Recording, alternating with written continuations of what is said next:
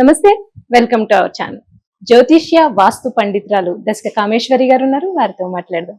నమస్తే మేడం. నమస్కారం అమ్మా. మార్గశిర మాసంలోకి ఆల్రెడీ వచ్చేసాం మేడం. ఇంకా రాబోయేది ధనుర్మాసం. ధనుర్మాసం అంటే ఇంకా వెంకటేశ్వర స్వామి ఆరాధన, విష్ణుమూర్తి ఆరాధన, తెల్లవారుజామునే తిరుప్పావై అసలు ఎంత శ్రావ్యంగా ఉంటుందంటే గుడిలోకి వెళితే అసలు మనసు పులకరించిపోతూ ఉంటుంది.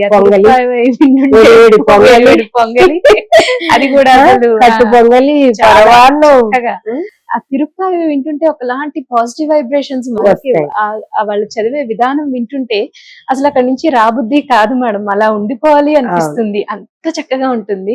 ఆ గోదాదేవి ఆవిడ నిజంగా స్వామివారి గురించి అది చెప్పడం అనేది నిజంగా చాలా, అది మనం మహాలక్ష్మి రూపంలోనే. సో ఇప్పుడు నాకు దీని గురించే చెప్పండి మేడం. తప్పకుండా అమ్మా. ధనుర్మాసం గోదాదేవి సాక్షాత్ మహాలక్ష్మి. అయితే మీకు ఆముక్తమాల్యద గ్రంథం తెలుసు కదా? తెలుసు మేడం. కృష్ణదేవరాయలు వారు రాసింది. దాంట్లో కూడా విష్ణు చిత్తుడు, గోదాదేవి కథలు ఇవే ఉంటాయి. చాలా బాగా రాశారు ఆయన. ఆయన స్వప్నంలో కనబడి చెప్పడం జరిగింది. ఆయన అంత బాగా రాశారు. ఆవిడ ఏంటి ముందు ఆవిడ ముడుచుకుని ఇవి కృష్ణుడికి పెడితే బాగుంటాయా బాలేవా అన్నది, అలా దాని ద్వారా వచ్చిందే ఆముక్త మాల్యద అన్న పేరు కూడా. ఈ గ్రంథాన్ని చదివితే ఈ మాసంలో ధనుర్మాసంలో చాలా బాగుంటుంది, మంచిది, మంచి శుభ ఫలితాలు వస్తాయి. ఈ గ్రంథం ఒకటి చాలా విశేషమైనది. తర్వాత భగవద్గీత పారాయణ, తర్వాత రవి సంక్రమణం ఎప్పుడైతే ధనుర్రాశిలోకి వృశ్చిక రాశి నుంచి రవి సంచారం చేస్తాడో అక్కడి నుంచి ధనుర్మాసం ప్రారంభం. ఈసారి మనకి రాత్రి సమయంలో మారాడు కాబట్టి మర్నాటి నుంచి మనం ధను సంక్రమణంగా తీసుకుంటాం. ఎప్పుడైతే ఉత్తరాయణ పుణ్యకాలానికి ముందర వచ్చే ఏకాదశి ఉందో దానిని మనం వైకుంఠ ఏకాదశిగా చెప్పుకుంటాం.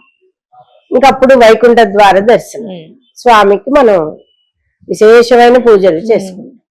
ఈ మాసం అంతా కూడా తెల్లవారుజామున 3-3:30 కల్లా మనం పూజ దగ్గర కూర్చోవాలి.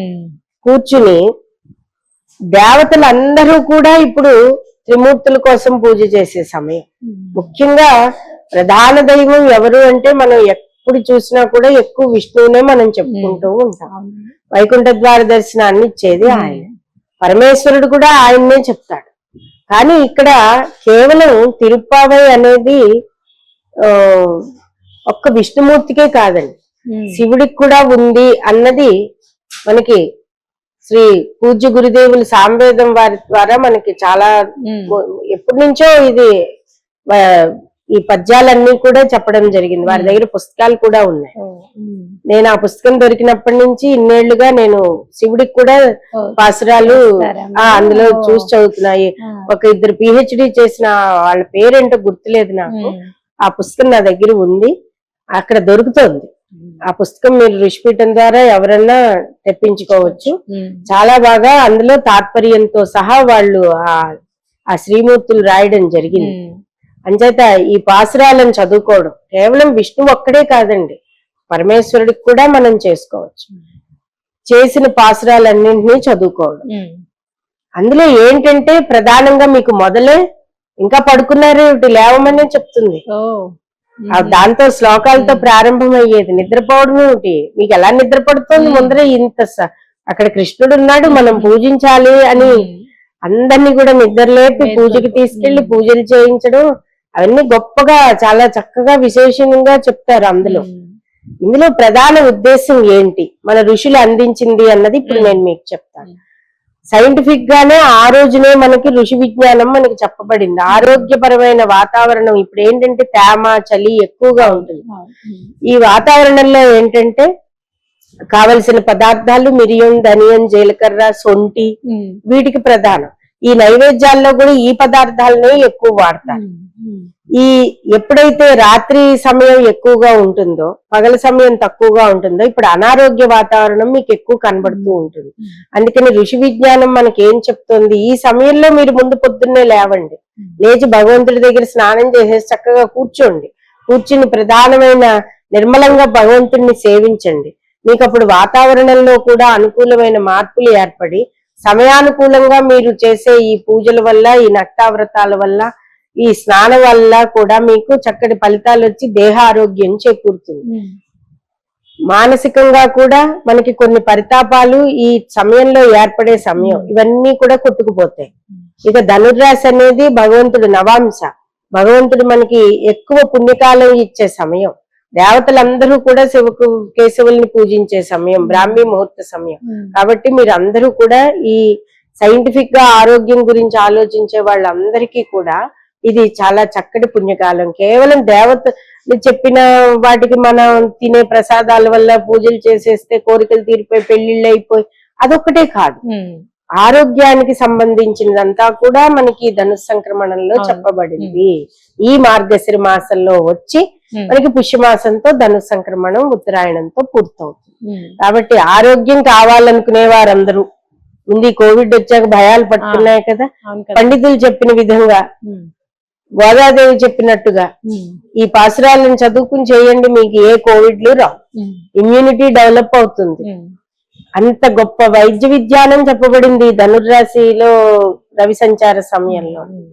అక్కడి నుంచి తర్వాతంతా రవి ప్రచండంగా ఇంకా ఆయన వెలిగిపోతూ ఉంటాడు, ఎండలు మండిపోతూ ఉంటాయి.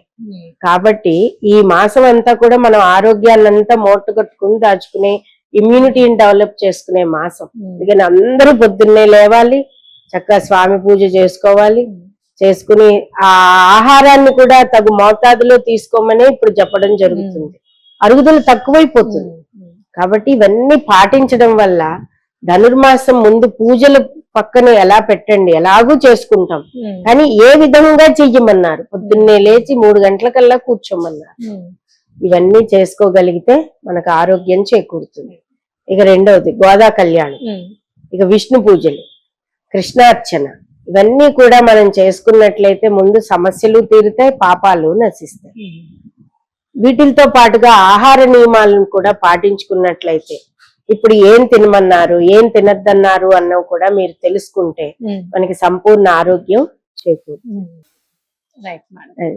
అయితే ధనుర్మాస పూజల గురించి చాలా చక్కగా అంటే నేను పూజలు కూర్చుని మీరు దండలు వేయండి, పూలు జల్లండి, ఇలా అలంకరించండి, ఈ అభిషేకాల గురించి చెప్పట్లేదు. ఋషులు అందించిన వైద్య విజ్ఞానం గురించి నేను ధనుస్సు సంక్రమణంలో ప్రత్యేకంగా నేను తీసుకున్న శ్రద్ధ ఇదమ్మా.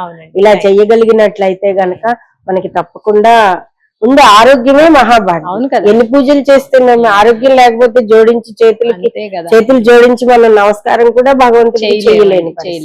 అంచేత బ్రాహ్మీ ముహూర్త సమయంలో తిరుప్పావేలు పాసురాలు చదవకపోయినా కృష్ణ మంత్రం గాని శివ మంత్రం గాని ధ్యానం చేసుకున్నట్లయితే 2 పూటలా చెప్పిన సమయాల్లో నిద్ర లేచి అప్పుడు ఆరోగ్యం చేకూరుతుంది, మనస్సు కూడా ప్రశాంతంగా ఉంటుంది. మనం చేయబోయే పనులన్నీ కూడా ప్రశాంతంగా చేస్తాం. అంటే మన పూర్వీకులు చేసిన విధానమే మీరు చెప్పారు, ఇప్పుడు మనం మర్చిపోతున్నాం.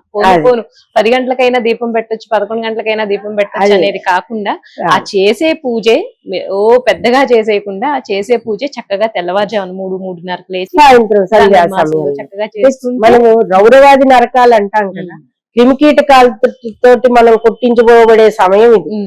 అవి తెలియని సూక్ష్మ క్రిముల ద్వారా మనకి కొన్ని రకాలైన ఇబ్బందులు వస్తున్నాయి మనకి. సో దట్ దాని మూలంగా ఏంటంటే వీటిని తప్పించుకోవాలి అంటే ఈ ధనుర్మాస పూజలు మనకి చాలా అవసరం. ఈ నూనె దీపాలు చక్క పెట్టడం వల్ల క్రిమికీటకాలు నశిస్తాయి. చంద్రాలే స్నానం చేసి ఇల్లు వాకిలు శుభ్రం చేసుకుని తగు ఆహారం తీసుకుంటే అనారోగ్య సమస్యలు రాకుండా ఉంటాయి. ముందు మనసు కూడా చాలా ప్రశాంతంగా ఉంటుంది, చాలా బాగుంటుంది. అది ఎందుకో తెలియదు, అలా వచ్చేస్తుంది మనకి. ఆ డే అంతా కూడా పాజిటివ్ ఎనర్జీ క్యారీ అవుతూనే ఉంటుంది. సో అందరూ కూడా మీరు చెప్పినట్టుగా ధనుర్మాసం తులసికోట దగ్గర ఎప్పుడైతే దీపం పెట్టావో ఆ నువ్వుల నూనె నుంచి వచ్చే ఆ చిన్న వేడి చాలు క్రిములన్నింటినీ బంధించేస్తుంది. అలాగే ఇంట్లో దీపారాధన తెల్లవారుజాము నుంచి చేసుకుంటే ఆ చలి వాతావరణానికి తడి వాతావరణానికి కూడా క్రిములన్నీ ఒక చోటకు బందీకృతం అయిపోతాయి. అందుకని పెందరాళే లేచి దీపం పెట్టుకుని చక్కగా పూజ చేసుకోండి అన్న దాంట్లో అర్థం ఇది. ఈ వాతావరణానికి ఈ పద్ధతి పాటించడం వలన అనారోగ్య సమస్యలు రావు అన్నది గ్రహించుకోవాలి అందరూ.